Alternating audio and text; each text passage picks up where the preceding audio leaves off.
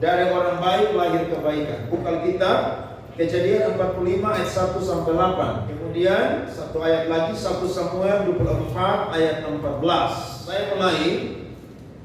Ketika itu Yusuf tidak dapat menahan hatinya lagi di depan semua orang yang berdiri di dekatnya.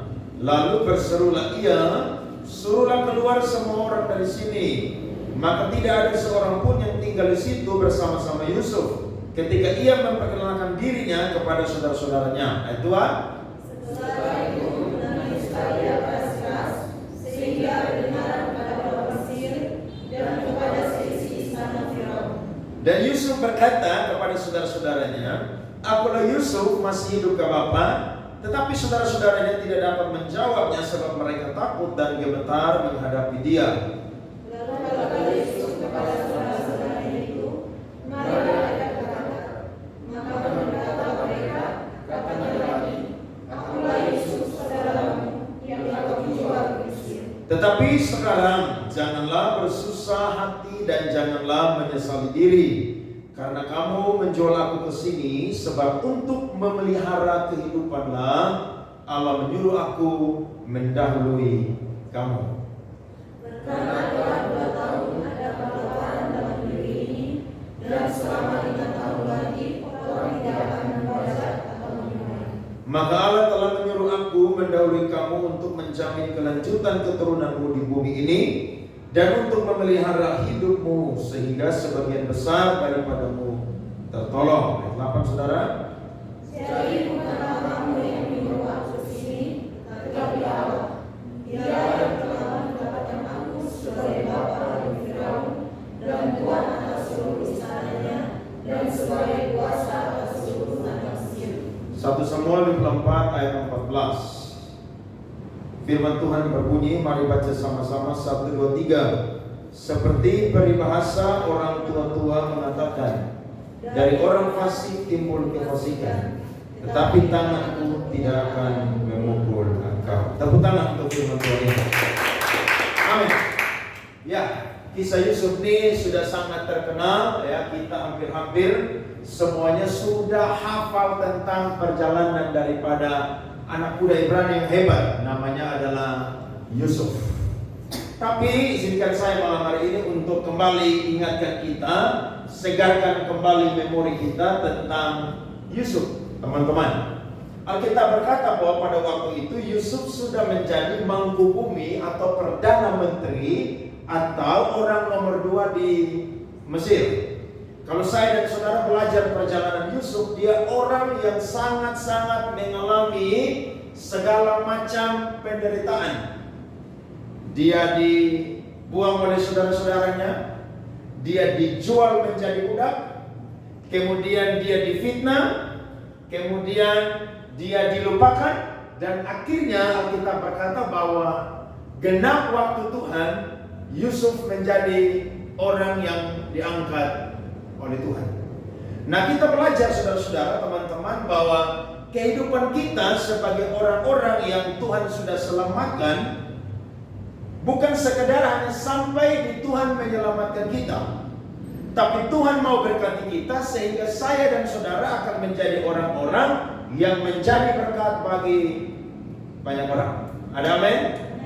Dan saya percaya ketika Tuhan mau mempercayakan sesuatu kepada anak-anaknya, dalam tanda kutip Yusuf dan juga kita yang dengar firman malam hari ini, maka Tuhan tidak pernah sembarangan mempercayakan berkatnya, kepercayaannya kepada orang-orang yang Tuhan tahu bahwa dia itu tidak bisa untuk mendapatkan kepercayaan dari Tuhan. Nah, kita belajar malam hari ini tentang Yusuf.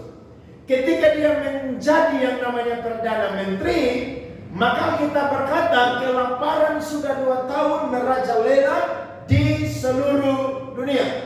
Dan semua orang dari seluruh negeri manapun juga, termasuk saudara-saudaranya, mereka itu pergi ke Mesir untuk membeli gandum. Sebab hanya ada gandum di Mesir. Saudara lihat, Tuhan kalau bekerja tidak pernah saya dan saudara itu pikir-pikir atau sesuai dengan skenario kita. Kenapa? Karena ketika Tuhan berikan mimpi kepada Yusuf, bahwa Yusuf itu akan menjadi pemimpin bagi saudara-saudaranya. Tapi Yusuf sendiri tidak pernah tahu bagaimana Tuhan punya skenario. Tuhan punya atur cerita bagaimana sehingga Yusuf itu bisa menjadi pemimpin. Tapi itulah Tuhan kita. Ada amin? Tuhan kita tidak pernah terjangkau dengan pikiran kita yang pendek sempit. Tapi dia mampu melakukan jauh lebih banyak dari yang kita doakan dan yang kita pikirkan. Tepuk tangan buat Tuhan. Singkat cerita, maka saudara-saudaranya pergilah ke Mesir. Dan ketika mereka pergi pertama kali, Alkitab mencatat, mereka tidak mengenali Yusuf, tapi Yusuf mengenali mereka. Kenapa? Karena Alkitab bilang, pada waktu Yusuf itu menjadi yang namanya Perdana Menteri, Yusuf punya umur saudara-saudara itu kurang lebih 39 tahun. Mereka sudah terpisah 22 tahun. Dan Yusuf tidak berjanggut berkumis seperti orang-orang Yahudi. Saudara, kalau ingat ketika Yusuf mau ketemu dengan Firaun, kita berkata dia mandi, ganti pakaian, kemudian apa? Bercukur. Karena orang Mesir anti dengan kumis dan jenggot. Jadi kalau pria-pria mau ke Mesir harus cukur kumis, cukur jenggot. Karena di sana tidak terima yang berkumis dan berjenggot. Bersih. Mereka tidak mengenali Yusuf, tapi Yusuf kenal mereka. Memang ketika mereka berpisah sudah 22 tahun, pasti sudah ada perubahan-perubahan. Betul atau tidak? Waktu itu kan Yusuf baru 17 tahun. Sedangkan ketemu dengan dia sudah 39 tahun. Jadi pasti sudah apa? Berbeda. Iya toh? Dulu Yusuf masih kemerah-merahan, masih imut-imut. Makanya istri Potifar suka dia, karena ganteng sekali Yusuf. Tapi ketika mereka bertemu dengan dia, mungkin wajahnya sudah agak sedikit berubah. Apalagi dia sudah jadi pembesar, pakaiannya pun juga pasti tidak seperti orang-orang yang biasa. Suara pun juga pasti apa? Berubah. Makanya mereka tidak kenal Yusuf, tapi Yusuf kenal mereka. Dan Alkitab berkata, Yusuf sengaja tidak memperkenalkan dirinya. Kenapa? Karena Yusuf mau tes, kira-kira mereka ini adalah orang-orang yang sudah bertobat atau belum. Maka dia tidak perkenalkan diri mereka. Justru dia bentak mereka. Kemudian apa saudara-saudara? Alkitab berkata, Yusuf masukkan mereka dalam penjara 3 hari. Betul tak? Setelah itu mereka sadar, Yusuf lihat, mereka sadar. Akhirnya Yusuf suruh mereka pulang, jemput mereka punya adik yang namanya Benyamin. Kalau kalian datang ke sini tidak bawa adik kalian, maka saya tidak akan mau lihat muka kalian. Mereka negosiasi dengan ayah mereka, Yakub. Singkat cerita, Benyaminlah yang dibawa. Dan ketika sampai di situ, saudara-saudara, Alkitab berkata, Yusuf tidak tahan lagi menahan kerinduannya. Maka segeralah apa saudara? Dia menangis dan dia memperkenalkan dirinya sebagai Yusuf. Saudara-saudaranya takut. Tapi mari kita lihat firman Tuhan. Ternyata dari orang yang baik pasti lahir yang namanya kebaikan. Amin. Apa sih yang Yusuf tunjukkan kepada mereka? Yang pertama adalah Yusuf memberikan pengampunan tepat pada waktunya. Ada banyak orang berkata bahwa pengampunan itu harus selalu diberikan. Betul. Tapi ingat, pengampunan kadang-kadang harus diberikan tepat pada waktunya. Dalam kasusnya Yusuf, istilah teologi pakainya unpremature forgiveness. Saudara tahu prematur? Prematur artinya seorang bayi yang lahir dari kandungan ibunya tidak tepat pada waktunya. Nah, begitu pun juga dengan kasih dan pengampunan. Ketika saya dan saudara berikan, maka pastikan itu tepat pada waktunya. Makanya tidak heran, Yusuf sengaja penjarakan mereka bukan berarti Yusuf jahat dengan mereka. Setuju? Tapi Yusuf mau coba mereka. Kira-kira mereka ini sadar atau tidak? Kenapa? Karena kita berkata bahwa saudara-saudaranya ini memang orang jahat. Coba lihat firman Tuhan Kejadian pasalnya, saudara-saudara, yang ke-37 ayatnya yang kedua. Firman Tuhan berkata, inilah riwayat keturunan Yakub. Yusuf tatkala berumur 17 tahun, jadi masih muda, biasa menggembalakan kambing domba bersama-sama dengan saudara-saudaranya, anak-anak Bilha dan Silpa, kedua istri ayahnya. Dan Yusuf menyampaikan kepada ayahnya kabar tentang apa? Kejahatan saudara-saudaranya. Pada waktu itu Yusuf belum menceritakan mimpinya kepada saudara-saudaranya. Tapi Alkitab berkata mereka itu sudah jadi orang yang jahat. Kisah ini berlanjut, saudara-saudara. Mereka dengar Yusuf punya mimpi, mereka benci Yusuf, mereka iri hati, mereka simpan. Makanya ketika Yusuf menengok mereka di padang penggembalaan, mereka berkata, si tukang mimpi itu sudah datang, mari kita bunuh dia. Tapi Ruben berkata, jangan kita membunuh saudara kita. Yehuda berkata, tidak usah kita bunuh dia, tapi kita jual dia saja kepada khalifah orang Ismail. Jahat atau tidak? Jahat. Saudara kandung, jahat atau tidak? Jahat. Dia dibeli sampai di Mesir, dia dipajang di pasar, orang-orang datang lihat. Akhirnya Potifar lah yang menemukan dia dan membeli dia. Dia sudah bekerja dengan baik, diangkat dapat jabatan yang baik, tiba-tiba istri Potifar suka dengan dia. Tapi Yusuf melarikan diri, istri Potifar fitnah dia, masuk penjara. Sampai di penjara, dia tolong juru minum dan juru roti lagi. Mereka melupakan dia. Pertanyaannya, dari semua yang Yusuf alami, siapa penyebab utama atau dalang utama yang membuat Yusuf mengalami penderitaan ini? Khalifah Ismail? Tidak. Istri Potifar? Tidak. Juru minum dan juru roti? Tidak. Jawabannya adalah saudara-saudaranya. Saudara lihat kan? Lewat mereka lah makanya Yusuf itu terbuang 22 tahun. Mereka berpisah. Tapi saya mau bilang, Allah turut bekerja dalam segala sesuatu untuk mendatangkan kebaikan bagi mereka yang mengasihi Dia. Tepuk tangan untuk Tuhan. Tuhan tidak pernah bekerja untuk mendatangkan kesenangan. Setuju? Tapi Tuhan akan turut bekerja mendatangkan apa? Kebaikan. Hebat toh?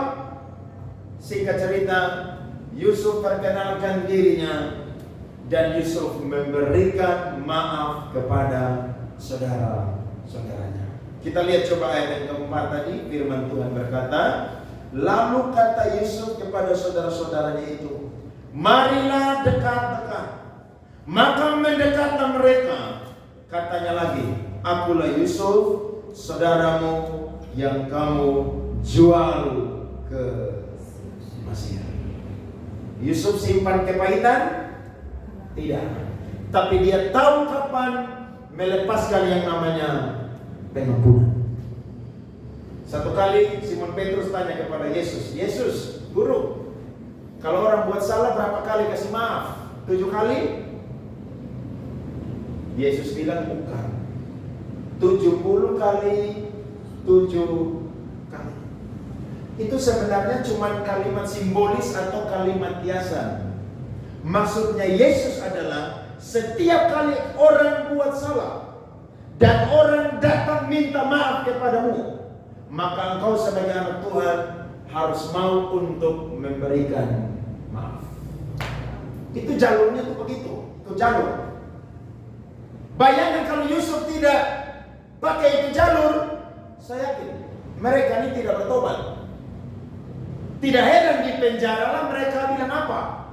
Ini gara-gara perbuatan kita yang menyiksa adik kita atau saudara kita, sehingga darahnya berteriak kepada Tuhan, sehingga hari ini kita yang apa? Mendapatkan hukuman balasan dari Tuhan.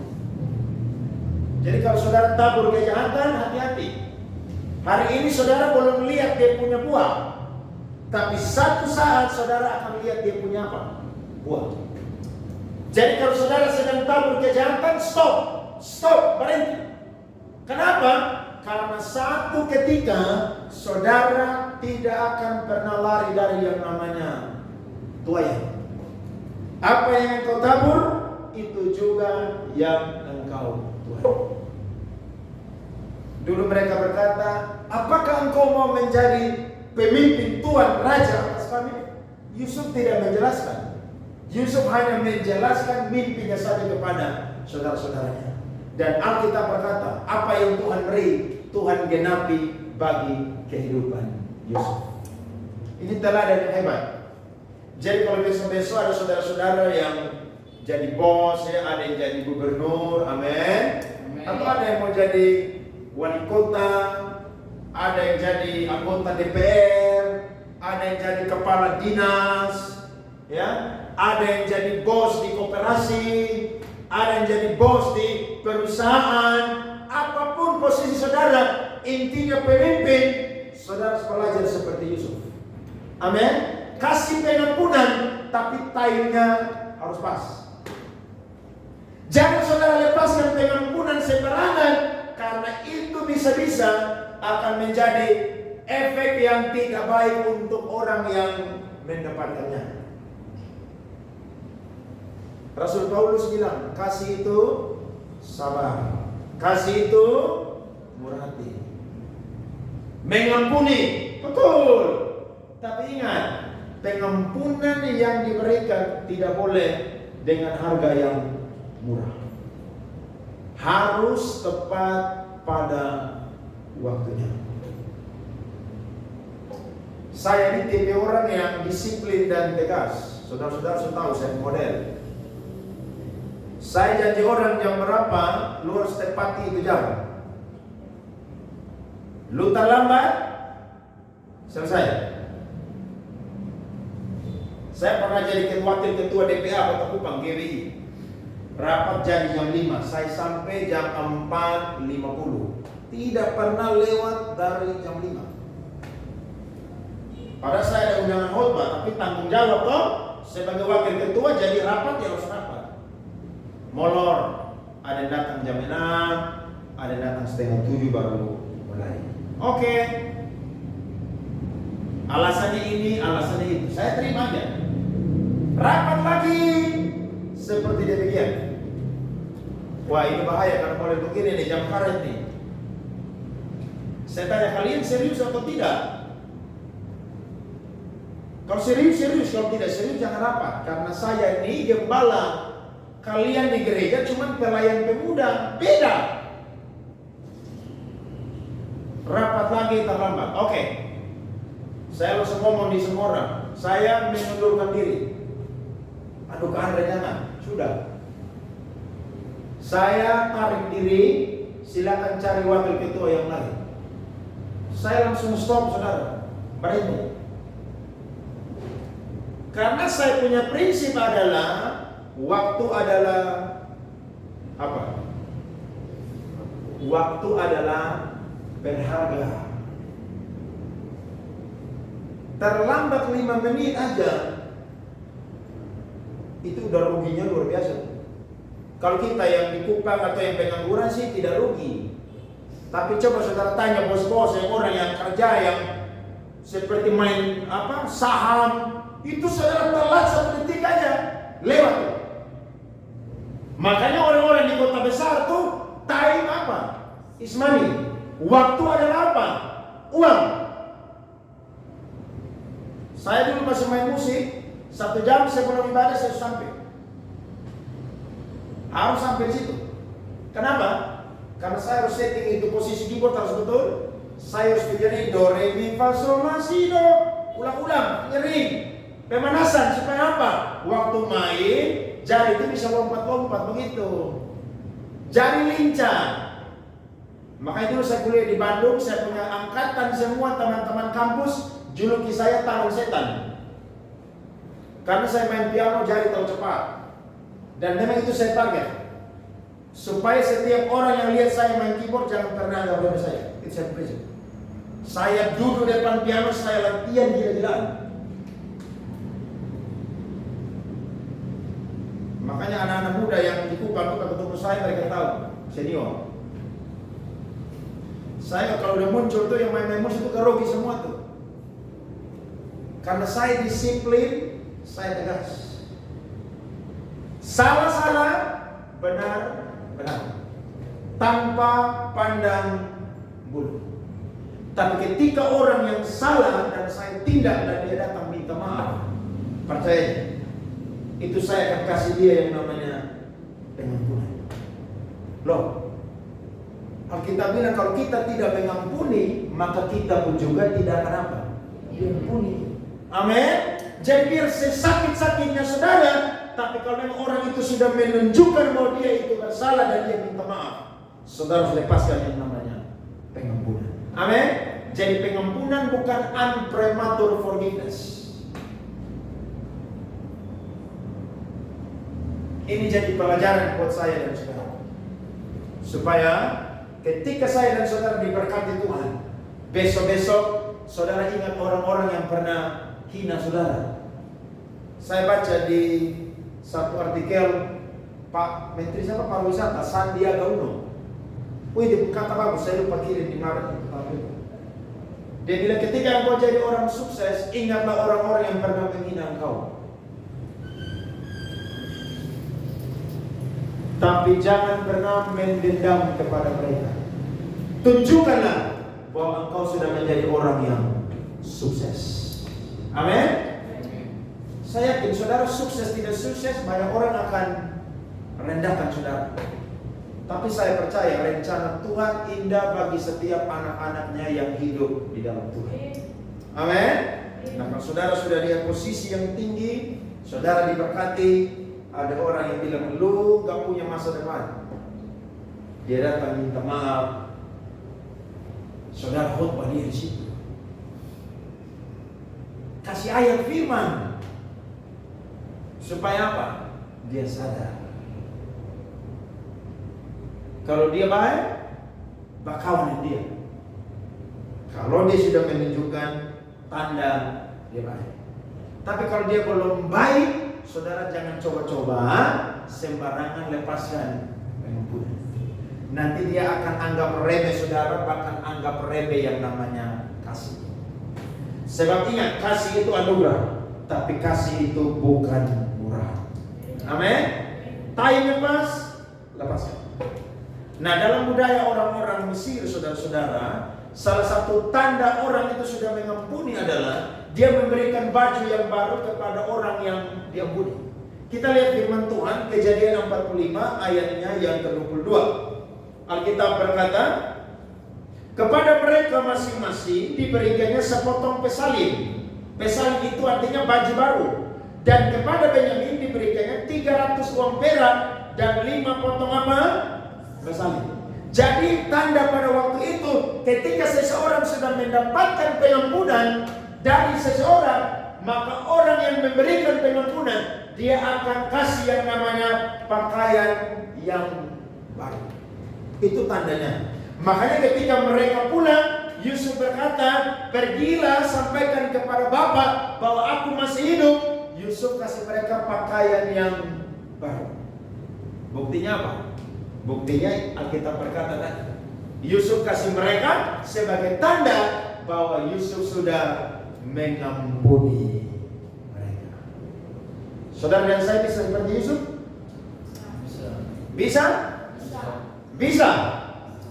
Oke, selamat mengalami hal seperti Yusuf. Iya. Saudara ngomong begini bisa. Tunggu nanti alami. Saya percaya disitulah integritas kita akan diuji. Jangan simpan kepahitan. Buang kepahitan dalam hati, dendam dan lain sebagainya buang. Tapi simpan kasih dalam kehidupan saya dan saudara. Ketika itu tepat pada waktunya, ampuni. Lepaskan itu kasih. Jangan saudara berkata, sampai 7 turunan saya tidak akan ampuni kamu. Sampai masuk lubang kubur, bahkan sampai Yesus datang yang kedua kali, saya akan tetap benci kamu. Jangan. Saudara harus punya prinsip. Karena orang yang punya prinsip itu tidak akan pernah dianggap remeh. Hati-hati. Punya prinsip. Tapi ketika prinsip saudara itu tergenapi dan orang mengikutinya, saudara harus yang namanya melepaskan pengampunan.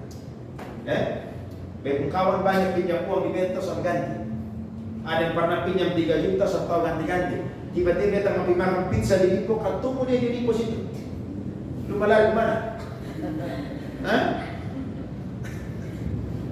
Tapi saya bilang begini, itu berkat Tuhan untuk lu, tapi Tuhan titip lewat saya. Tapi saya mau kasih ingat kamu, itu uang saya dapat itu karena saya melayani dan ngajar musik. Jadi itu uang itu turun dari surga. Lain kali kamu tidak boleh lagi seperti demikian. Kalau saya memaafkan kamu, belum tentu orang lain memaafkan kamu. Orang lapor penjara, kamu masuk penjara. Lapor polisi, masuk penjara. Itu kan di atas 2,5 juta, kan 3 juta masuk hukum pidana itu penjara. Nah untung saya pendeta punya hati mengampuni. Udahlah, dia bilang Anda minta maaf. Nanti saya gajian, saya akan traktir kamu makan pizza. Saya bilang oke. Akhirnya dia gajian bulan depan, ajak saya dan beberapa teman SMP makan pizza di Lipo. Dia yang traktir. Saya tidak minta kembali itu uang 3 juta. Lu soa sudah di situ. Saudara bisa? Betul, itu jujur. Berarti belum bisa. Berarti berdoa supaya satu-satu Tuhan apa? Mampukan untuk bisa. Amin. Amin. Itu yang pertama.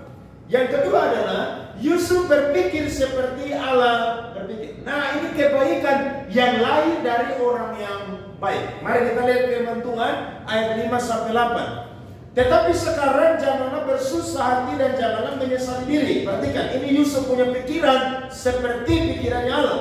Karena kamu menjual aku ke sini sebab untuk memelihara kehidupanlah Allah menyuruh aku apa? Mendahului kamu.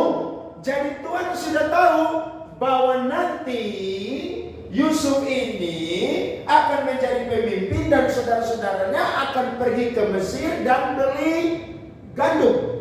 Bahkan kelaparan yang terjadi pun juga Tuhanlah yang menetapkan kelaparan itu. Tapi apa tujuan dari Tuhan menetapkan kelaparan itu dan Yusuf menjadi seorang pemimpin? Tujuannya adalah apa? Yakni supaya Yusuf mendahului saudara-saudaranya, supaya di sana Yusuf mempersiapkan suatu bangsa yang besar yang akan terus hidup dan melahirkan generasi demi generasi. Karena Allah pernah berfirman kepada Abraham, kamu lihat bintang di langit, keturunanmu akan sama seperti bintang di langit. Nah, Tuhan pakai salah satu orang yang menggenapi rencana Tuhan adalah Yusuf. Kalau saudara punya pikiran tidak seperti Yusuf, saya yakin saudara akan ronde itu, saudara pun saudara-saudara semua itu. Dulu saya susah, kalian ini di mana? Kalian ini kan yang tidak perhatikan saya, kalian ini yang jual saya, kalian ini kurang ajar. Prajurit, tangkap mereka, falungku mereka sampai hancur-hancur. Bisa atau tidak? Oh bisa. Kok Yusuf menjadi Perdana Menteri kepala pemerintahan? Bisa. Tapi lihat dia punya pikiran tuh seperti pikirannya Allah. Ternyata dia ada di Mesir itu bukan sekedar ada, tapi Tuhan mau dan Tuhan sudah menetapkan bahwa Yusuf akan menjadi orang yang mempersiapkan kehidupan suatu bangsa yang besar. Sebab kelaparan baru berlangsung 2 tahun. Masih berapa tahun lagi? 5 tahun. Bayangkan kalau tidak ada Yusuf, keturunan daripada Abraham, Ishak dan Yakub bisa mati kelaparan.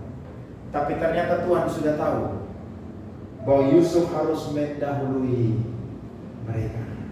Amin. Saudara lihat tuh ya, Tuhan kalau atur itu keren.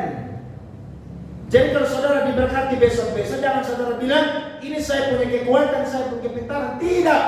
Mungkin Tuhan berkati saudara supaya apa? Saudara jadi berkat buat saudara punya keluarga. Amin. Mungkin besok-besok mereka ini susah, tapi karena Tuhan sudah berkati saya dan saudara, maka saudara harus menjadi berkat. Punya pikiran seperti pikiran Allah. Jangan egois, jangan sombong. Saya sudah ngomong 1 kali atau 2 kali. Di kami budaya keluarga itu begitu. Saya buka ke perempuan di Solo, saya nomor 2, Mama Nia nomor 3, Mama Reni nomor 4. Kami budaya, siapa yang susah, semua tolong. Saya itu tiap bulan kirim uang kasih saya punya ponakan semua, tiap bulan. Tabungan pribadi simpan. Tapi setiap bulan saya kirim 100 ke, 150 ke, 200 kirim. Karena itu budaya yang dibangun. Dulu saya kuliah, saya buka ke perempuan yang kasih saya kuliah. Dulu Rini kuliah, Nia kuliah, saya dengan dia urus mereka 2 kuliah. Ketika mereka sudah kerja, mereka lah yang balik memperhatikan saya dan kamu. Itu setiap bulan. Nah ini budaya saudara harus dibangun, Kadang-kadang kalau saudara atau kakak adik sudah diberkati, satu diberkati, dia udah lupa yang lain tuh. Apalagi dulu dia diinjak-injak, dihina-hina. Dia bilang parseta di bosong di situ, mau mampus bosong di situ semua. Iya toh? Dulu beta susah bosong sampai dulu sampai beta pinjam uang hanya 50.000 saya bosong kakek. Ingat saudara, hidup kita, nasib kita itu Tuhan yang bisa rubah. Jadi kalau hari ini saudara buat baik dengan orang lain atau saudara-saudara, satu saat engkau akan menuai. Kalau saudara bikin jahat, percaya aja, satu saat saudara ada di bawah dan dia ada di atas dan dia tidak bertobat, lu rasa di situ. Percaya aja. Percaya aja. Makanya harus belajar berbuat baik. Yusuf punya pikiran hebat. Tuhan yang utus saya lebih duluan sampai di Mesir. Jadi pemimpin supaya kalian bisa berkelanjutan hidup. Sebab masih 5 tahun lagi akan terjadi. Ayat 6. Karena telah 2 tahun ada kelaparan dalam negeri ini dan selama 5 tahun lagi orang tidak akan membaca atau menuai. Maka Allah telah menyuruh aku mendahului kamu untuk menjamin kelanjutan keturunanmu di bumi ini dan untuk memelihara hidupmu, sehingga sebagian besar daripadamu tertolong. Baca sama-sama 2-3. Jadi bukanlah kamu yang menyuruh aku ke sini, tetapi Allah. Dialah yang telah menempatkan aku sebagai bapa Firaun dan tuan atas seluruh Israel, dan sebagai kuasa atas seluruh tanah Mesir. Jadi siapa yang suruh Yusuf ke Mesir? Tuhan. Tapi Tuhan pakai siapa untuk Yusuf bisa ada di Mesir? Ya. Tapi endingnya glory, saudara. Amin. Kemuliaan bagi nama Tuhan. Punya pikiran seperti Yusuf. Jangan simpan kepahitan. Percaya, saudara simpan kepahitan, saudara tidak akan pernah diberkati oleh Tuhan. Percaya. Karena Tuhan tidak akan sembarangan mempercayakan berkatnya kepada orang yang tidak punya hati seperti hatinya Tuhan. Dan Tuhan tidak akan pernah mempercayakan berkatnya kepada orang yang tidak punya pikiran seperti pikirannya Tuhan. Percaya aja, tidak akan pernah. Saudara doa diberkati, Tuhan akan kunci berkat. Kenapa? Karena Tuhan tahu kalau saudara diberkati, saudara akan balas dendam. Tapi kalau Tuhan lihat saudara punya hati baik, Tuhan akan apa? Berkati. Dulu saudara motor aja tidak punya. Saudara doa, Tuhan kasih saya mobil. Apakah Tuhan kasih? Yang pertama kasih, yang kedua tidak. Yang pertama Tuhan kasih karena Tuhan tahu hati saudara baik. Saudara ketemu, saudara punya tetangga, keluarga, saudara tanya, mau kemana? Ayo numpang dengan saya. Tuhan kasih. Tapi kalau saudara punya hati tidak baik, Tuhan tidak akan kasih. Percaya aja. Nanti saudara lewat mereka, saudara share air tergenang, saudara angkat gigi 5 di situ. Mereka lagi tunggu mobil, mereka basah kuyup dengan air jalan raya atau air lumpur di situ. Dan Tuhan tidak akan pernah berkati orang yang punya hati, punya pikiran yang jahat. Amin. Tapi Tuhan akan berkati orang yang punya hati dan punya pikiran yang baik seperti itu. Amin. Saya percaya firman Tuhan berkati kita semua malam ini. Mari kita bangkit.